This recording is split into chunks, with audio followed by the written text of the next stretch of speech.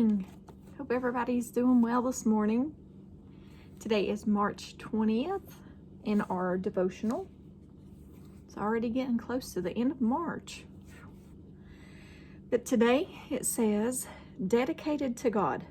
Psalm chapter 25, verse 4. Show me your ways, Lord. Teach me your paths. Psalms chapter 143, verse 10. Teach me to do your will, for you are my God. May your gracious spirit lead me forward on a firm footing. Psalms chapter 139, verses 23 and 24. Search me, O God, and know my heart. Try me and know my anxieties, and see if there is any wicked way in me, and lead me in the way everlasting. John chapter 7, verse 17. Anyone who wants to do the will of God will know whether my teaching is from God or is merely my own.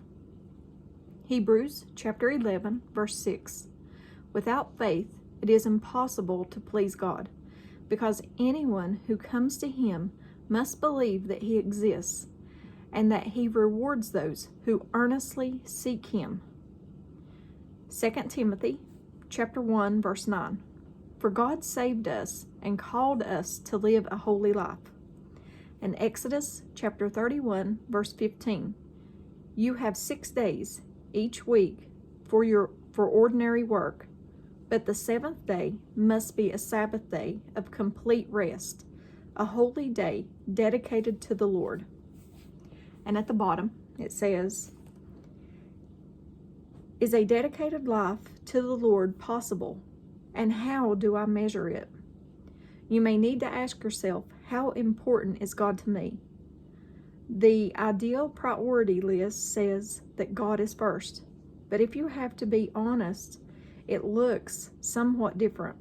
A dedicated life means He is your whole life, not simply now and then when you have a moment.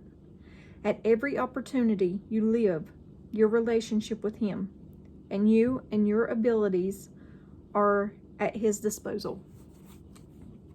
That's a good devotional for this morning also. We should live our lives no matter what's going on in our lives. I know I've had a very trying few days, but anything that goes on in our lives, we should always think, this is a phrase that I like to use, what would Jesus do in this situation? What would Jesus say?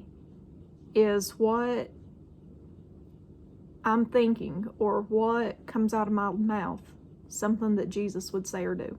Remember, He is our example. We learn about His life and the things He would do through His Word. So what would Jesus do in every situation? Stop and think. What would Jesus do? Would He say this? Would He do this? Would He act this way? What would Jesus do? Keep that phrase in mind, okay?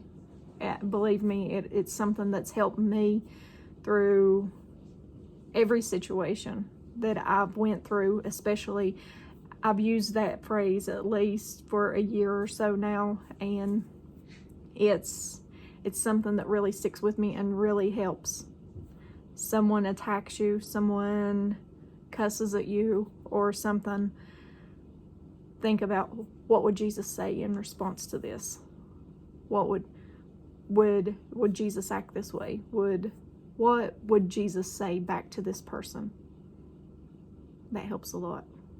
Show them kindness and love, just as Jesus would do. Okay? But I love you guys, and as always, give me a thumbs up or a thumbs down. Like, share, and subscribe.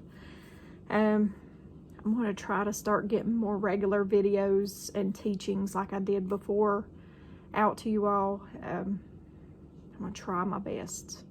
Keep me in your prayers that I can do this and I can focus, because there has been so many distractions since the first of the year started. So much going on that is just a complete distraction, and it's not not what I I want.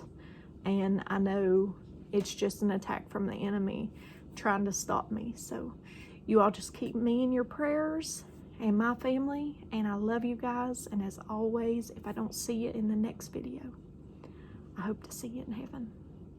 Bye, guys.